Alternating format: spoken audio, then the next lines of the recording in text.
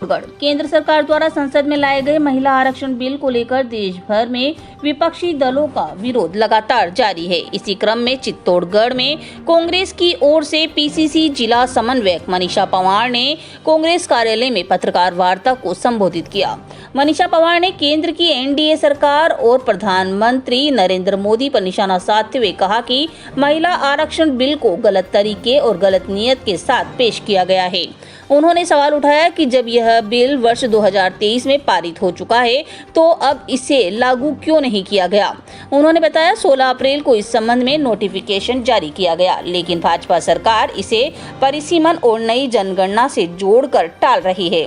उन्होंने कहा कि इस बिल को 2011 की जनगणना के आधार पर 545 लोकसभा सीटों पर तत्काल प्रभाव से लागू किया जाना चाहिए ताकि महिलाओं को उचित आरक्षण और प्रतिनिधित्व मिल सके। उन्होंने आरोप लगाया कि भाजपा इस बिल का उपयोग कुछ राज्यों में हो रहे विधानसभा चुनावों, तमिलनाडु, पश्चिम बंगाल, असम सहित अन्य राज्यों में महिलाओं के वोट साधने के लिए कर रही है। उनके अनुसार यह बिल महिलाओं के हित में कम और भाजपा की राजनीतिक लाभ के लिए ज्यादा पाया गया है। पंवार ने कहा कि कांग्रेस का पार्टी इस मुद्दे पर सड़क से लेकर संसद तक विरोध जारी रखेगी। साथ ही उन्होंने कांग्रेस के वरिष्ठ नेता राहुल गांधी के बयान पर हवाला देते हुए कहा कि यदि यह बिल 545 सीटों के आधार पर लागू किया जाता है तो कांग्रेस इसका समर्थन करेगी। इस अवसर पर कांग्रेस जिला अध्यक्ष प्रमोद सिसोदिया, महिला जिला अध्यक्ष यशोदा पुरोहित, जिला महामंत्री एहसान पठान सहित कई पदाधिकारी मौजूद रहे। चित्तौड़गढ़ से संवाददाता गोपाल चतुर्वेदी की खास रिपोर्ट। बिल को लेकर के कांग्रेस विरोध कर रही है, क्या कारण है?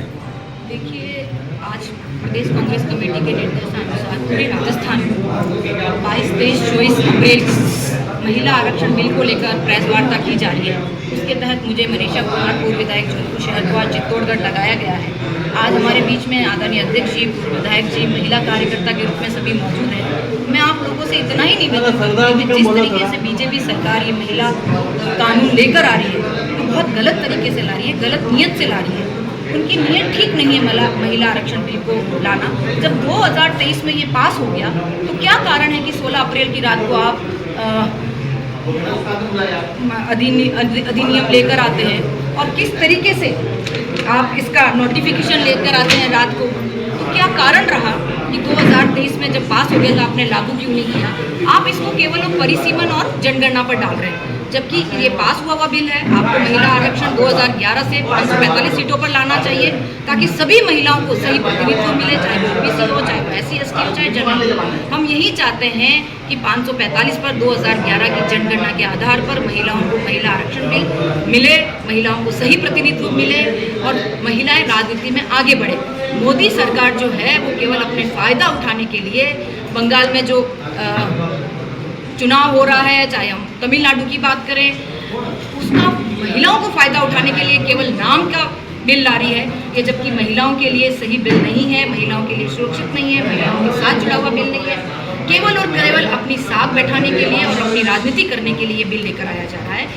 इस बिल का विरोध कांग्रेस पार्टी करती है, लेकिन अगर 245 सीटों पर बिल आज लाया जाता है तो राहुल गांधी जी ने स्पष्ट कहा है कि हम इस बिल के साथ हैं और इसको पास करने में हम सब एक साथ खड़े रहेंगे।